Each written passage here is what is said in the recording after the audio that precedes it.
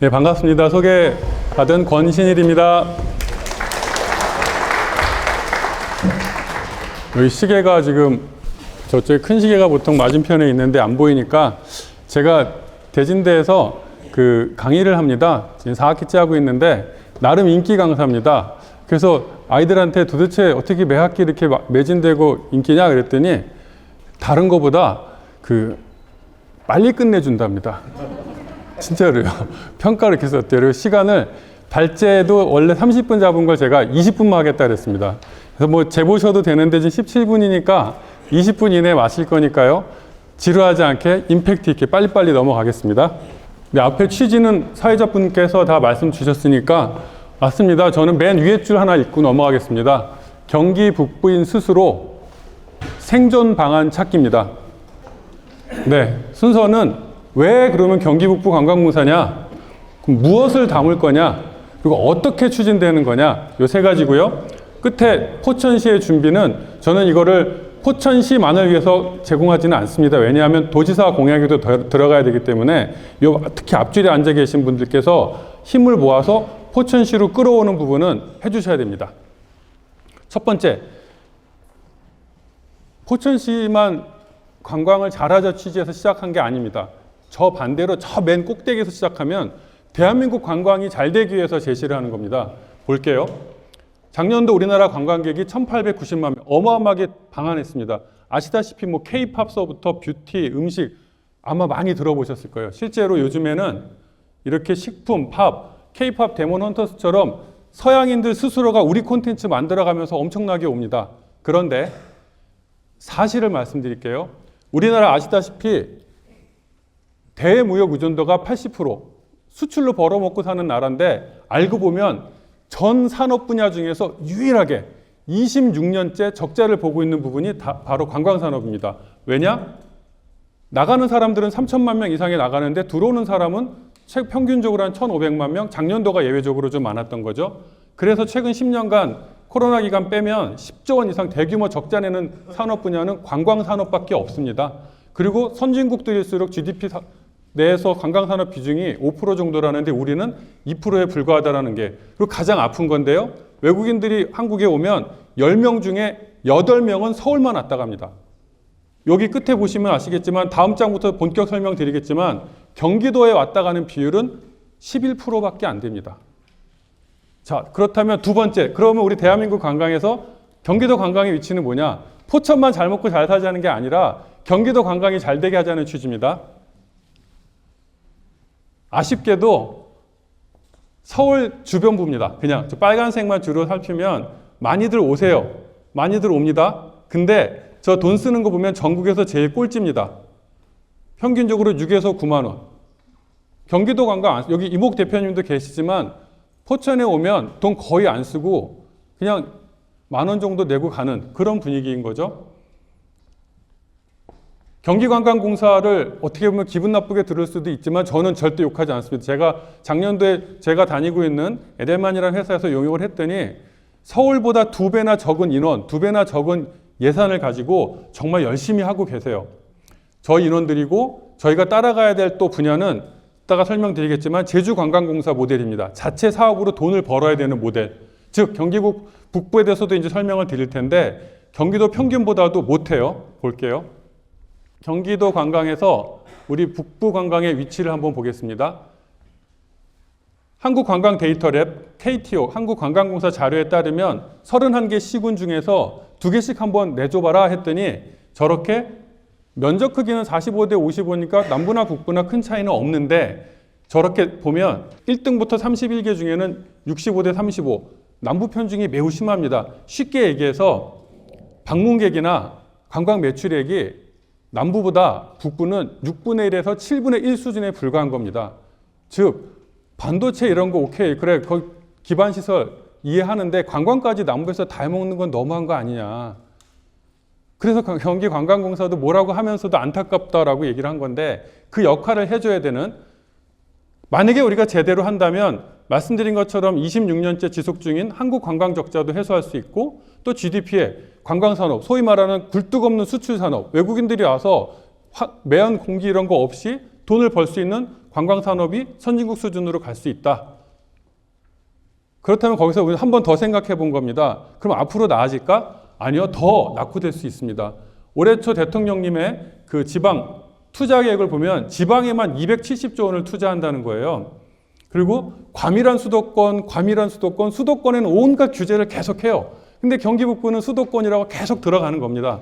그리고 이제 3특이라 그래서 강원도, 제주도, 전북 특별자치구에는 더 투자를 하겠다는 거예요. 경기 북부는 과연 지방보다 그럼 나은 정말 수도권일까요? 볼게요. 이 창피한 얘기지만 저도 북부 출신이니까 솔직하게 편하게 얘기할게요. 31개 시군 중에서 27등부터 31등까지가 포천, 연천, 양평, 가평, 동두천입니다. 그렇다고 25, 24, 23도 마찬가지입니다. 위로 양주도 있고 의정부도 있고요. 제가 얘기한 건 여기 있는 자료에도 있지만 10%대, 재정자립도 10%대는 전부 다 북부입니다. 즉 그 말은 뭐냐면 방금 말씀드린 것처럼 전국에 못 산다는 영호남에 남원이나 순창 이런 데들도 20, 30%를 하는데 정말 못 사는 데들이 10몇 프로 정도인데 거기랑 비슷하다는 거죠. 그럼 비슷하게 못 사는데 왜 여기만 계속 규제를 하냐. 경기관광공사의 올해 비전도 살펴봤더니 열심히 한다고는 하지만 저렇게 현재 결과가 저렇게 불공평합니다. 4대 권역을 나눠서 한다고는 하지만 그 북부를 보는 것도 파주나 그 고양시에 주로 집중이 되어 있다라는 거죠. 제가 비난하는 걸 피하기 위해서 좀 자제는 하는 편인데 제가 이 프로젝트를 하면서 너무 속이 상해서 약간 열이 좀 올라온 생각이 나서 그런 게 양해 부탁드리고요. 경기도지사 시정연설도 그래서 살펴봤더니 여전히 경기 북부는 SOC에 그냥 투자한다라는 거기 정도의 불과 전문입니다. 전문을 다 살펴봐도 SOC 잠재력 이런 거는 감사한 일이지만 앞서 말씀드린 K관광의 트렌드를 반영하는 거는 턱도 없다. 즉 앞으로는 우리가 스스로 모멘텀이 필요하지 않나? 그럼 무엇을 할 거냐?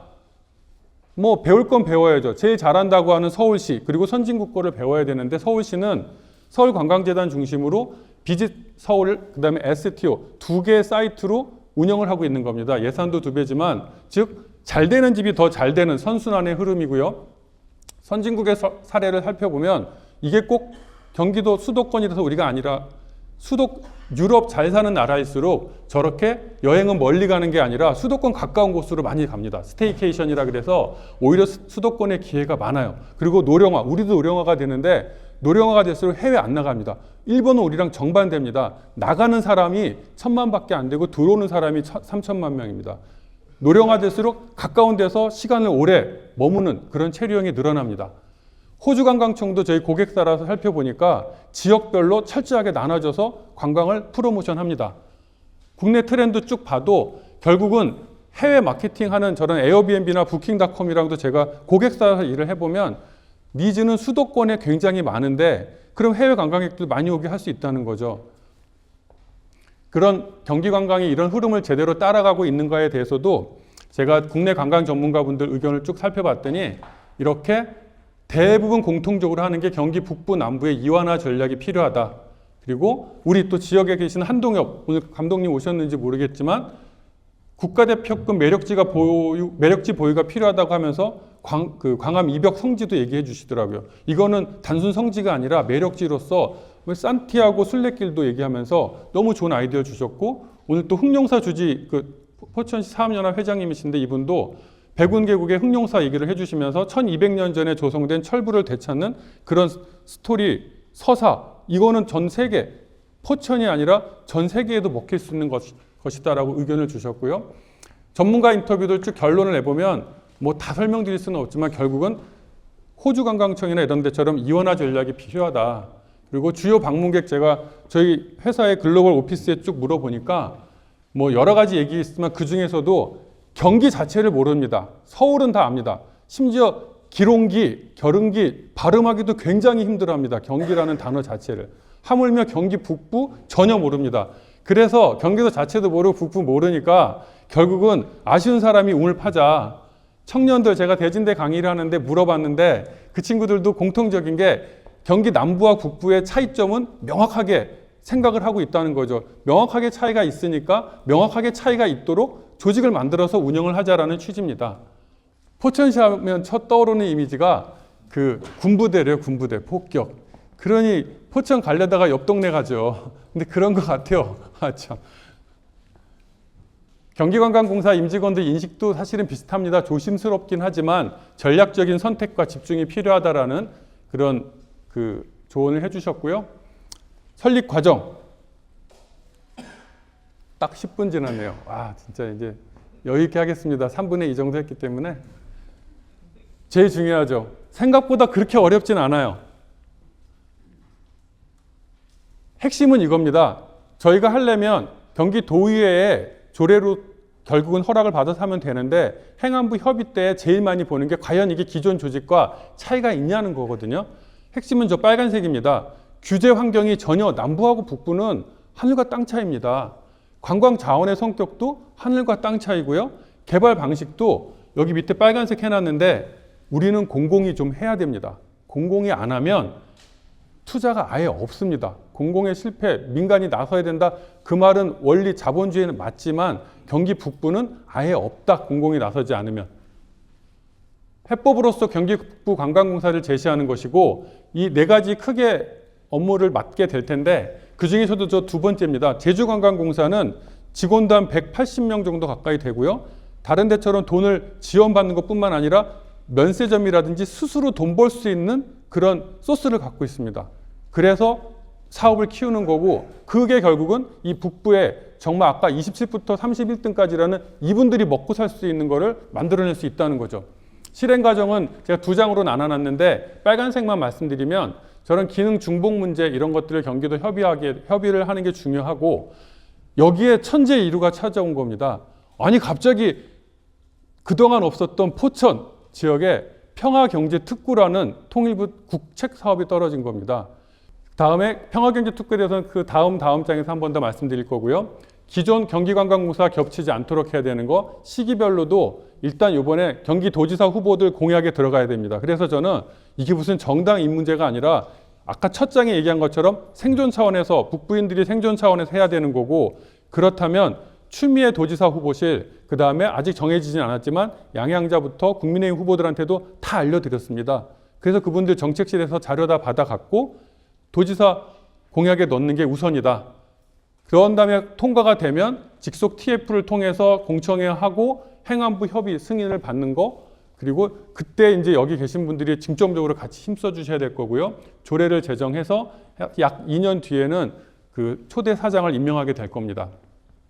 기대 효과는 경기 북부 관광공사를 만들면 당연히 아까 말씀드렸던 180도 다르다는 그런 환경에 맞춰서 북부 맞춤형 전략을 수립해야 되는 거고 여기 세 번째에 있는 것처럼 평화경제특구 거기에 들어있는 구체 사업이 관광산단을 조성하는 건데 거기에 실질 기구로서 역할을 하게 해달라.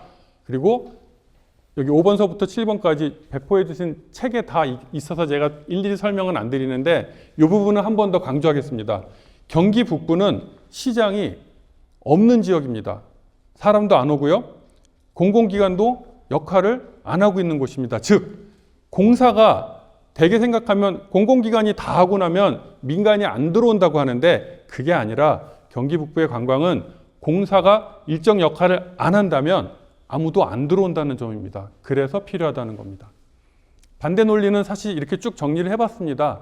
아마 이 이상의 반대 논리도 분명히 공무원들의 시각에서 나올 수는 있는데 아까 얘기했던 이거는 우리가 잘 살게 하자라는 게 아니라 생존 차원의 제안이다라는 점을 강력하게 얘기하면서 뭐 조직만 하나 더 늘리냐 특히 5번에 북부만 왜 특혜냐 저런 것들은 단호하게 아까 얘기했던 대로 우리 재정 자립도 봐라 재정 자주도 봐라 그리고 지역 총생산 어느 걸 보더라도 우리가 그동안 이렇게 해야 되는 명분은 갖고 있다. 자 여기까지 숨차게 달려왔는데 이 포천의 준비는 왜 번호 4번이라고 자연스럽게 안 했냐면 저는 이걸 도지사 공약에 넣어야 되기 때문이라고 생각합니다. 왜냐하면 10개 시군 모두 다 어떻게 보면 후보지가 될 수 있기 때문입니다.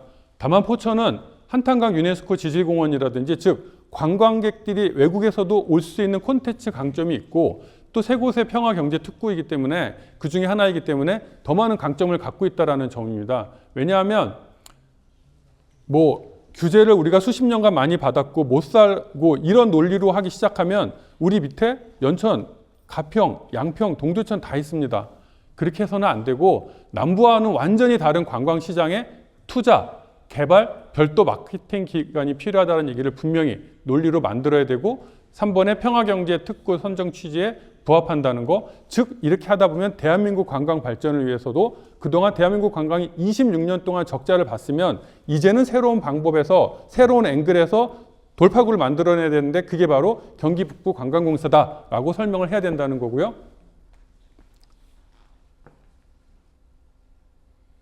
안보로 인한 중첩 규제를 합리적으로 완화하는 그런 인프라 역할을 할 수 있을 것이다 라는 건데 여기 보시면 마지막 장입니다. 기대 효과가 저거 너무 장황한 거 아니냐? 절대 그렇지 않고요. 제가 아까 경기도 방문 11점 몇 %라고 했는데 외국인 방문객들이 한 200만 명이라고 놓고 볼 때 남북부 100만 정도로 나눠서 100만 명 기준으로 쭉 정리를 해놓은 겁니다. 즉 한국은행이나 그 한국문화관광정책연구원에 따르면 10억 기준의 관광산업은 약 12명에서 15명의 고용 효과가 있다고 합니다. 그런 기준으로 할 때 우리는 약 한 360명까지도 고용을 더 늘릴 수 있고 좋은 일자리죠. 그럼 거기에 우리 아이들이 거기서 일할 수 있는 기회들을 제공해 주는 것 플러스 저렇게 매출액도 기존에 우리보다 작은 제주관광공사나 서울관광재단 말고 다른 강원도라든지 이런 곳을 볼 때에도 보통 300억에서 약 900억 정도의 연간 비용을 쓰는데 그 비용들이 이쪽 포천을 중심으로 확산될 수 있으니 이런 것들을 우리가 한번 결사적으로 한번 만들어 보자 그런 취지고 또 왜 포천이냐 부분에서는 저렇게 포천이 보니까 북부에 딱 중앙에 위치하고 있더라고요. 저 가운데점에. 가평이나 또 동두천 의정부에서 오신 분들도 아까 제가 뵀는데 꼭 포천이 이번에는 저런 관광으로 먹고 살 수 있도록 한번 이번에 기회를 주시면 어떨까? 왜냐하면 위치도 저렇기 때문에 주변에 허브로서 관광 정보 및 유동 인구들이 확산할 수 있는 기회가 될 수 있기 때문입니다. 자, 이렇게 우리가 한번 그냥 막연하게 해보자가 아니라 이거 이렇게 못하면 우리 생존 차원에서 꼭 필요하다라는 그런 절실한 마음으로 여기 계신 분들이 힘을 모아서 경기 북부 관광공사를 꼭 이뤄낼 수 있도록 다시 한번 부탁드립니다. 감사합니다.